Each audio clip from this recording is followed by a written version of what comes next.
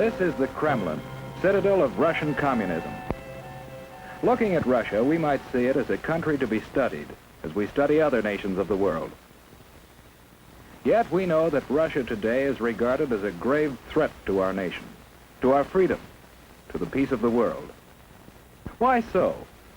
What makes it a threat? Looking closer, we see a clue.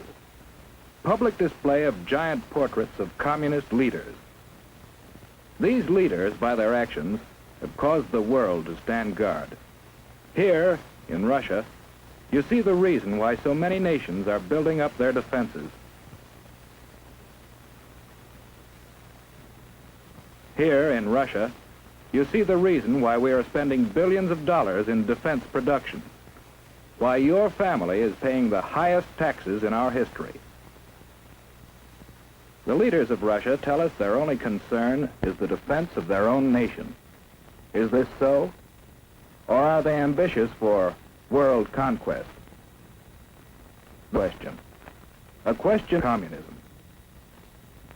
Ever hear of Karl Marx? In his mind, communism was born more than 100 years ago. He looked at the world and saw men as divided into two classes, workers and capitalists. In the Communist Manifesto, he called upon the workers, the proletarians, to rise up and overthrow their capitalistic masters. He cried, "The proletarians have nothing to lose but their chains. They have a world to win. Working men of all countries, unite."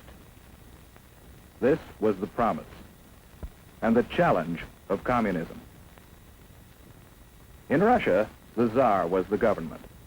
To support the wealthy aristocracy, millions of peasants toiled in virtual slavery. The Cossacks, dreaded police of the Tsar, enforced tyrannical laws. Here was fertile ground for the ideas of communism. For here, indeed, the people had nothing to lose but their chains, the chains of the imperial government. In 1914, the Tsar sent his troops into the war that swept Europe.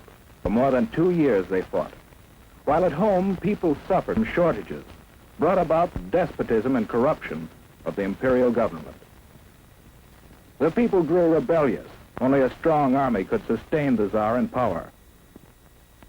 But revolution was preached on the battlefield, too, to an army broken with corruption.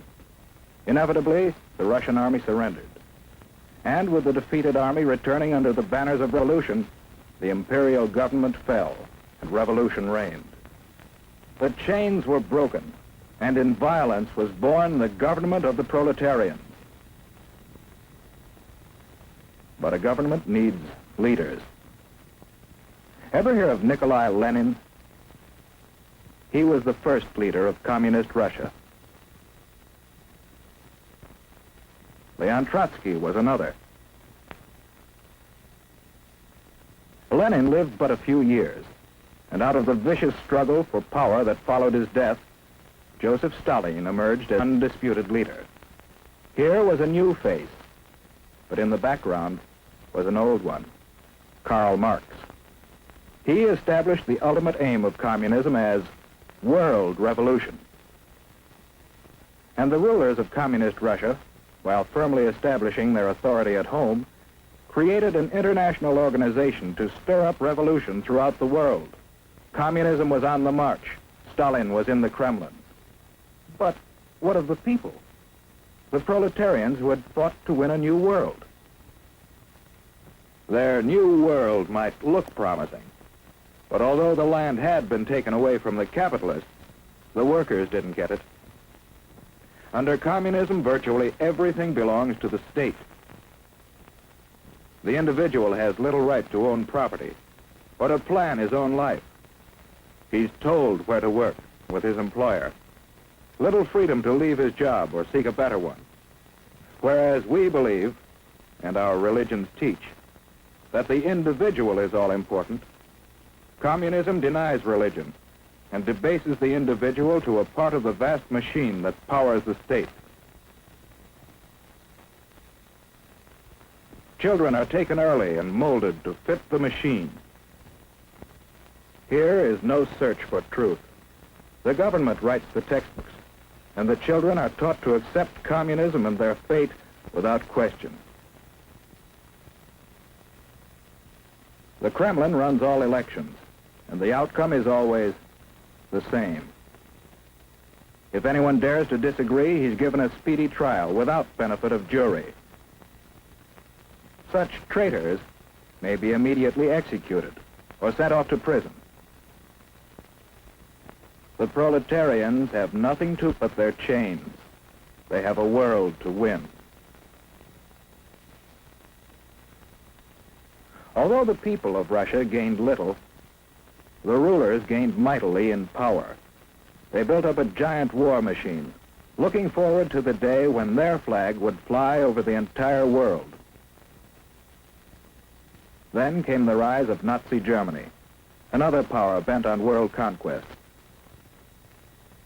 The two nations joined forces, and Russia, believing itself safe from aggression, launched an invasion of Finland and other neighboring nations. For the first time, the world learned that the communists were no longer waiting for world revolution, but were now resorting to outright military aggression to extend their power. After the Nazis turned on their former allies, we supplied Russia with immense quantities of military equipment to wage war against our common foe. And how did Russia come out of the war? In 1917, at the time of the revolution, Russia was already a land of vast area. Soon after the end of World War II, Russia had occupied many new territories, bringing additional millions of people under communist control, and serving notice that Soviet Russia was now a world power to be reckoned with. United with Russia in war, we strove to preserve that unity in peace. We helped organize the United Nations, in which the nations of the world have mutually pledged to cooperate in fostering world peace and progress. Andrei Gromyko signed for Russia. But in the first post-war Italian elections, the communists created disorder in an attempt to gain control of the government. Once more, the world was reminded that basic in the idea of communism is the plan of world revolution, and that Russian communism has stepped beyond that plan to achieve world domination through aggression. In Indochina and Malaya, communist aggression has incited rebellion against established government. In France, communist aggression has fomented strikes against essential industries in attempts to discredit the free government. In Iran, the communists have incited rioting and have preached hatred and distrust of the Western nations. In Eastern Germany, they have openly opposed the West. In China, the communists have established their own puppet government. In Korea, communist aggression has come into actual combat with forces of the United Nations. And with the most deadly of all weapons available to the Russians, no peoples in the world can feel secure against this aggression.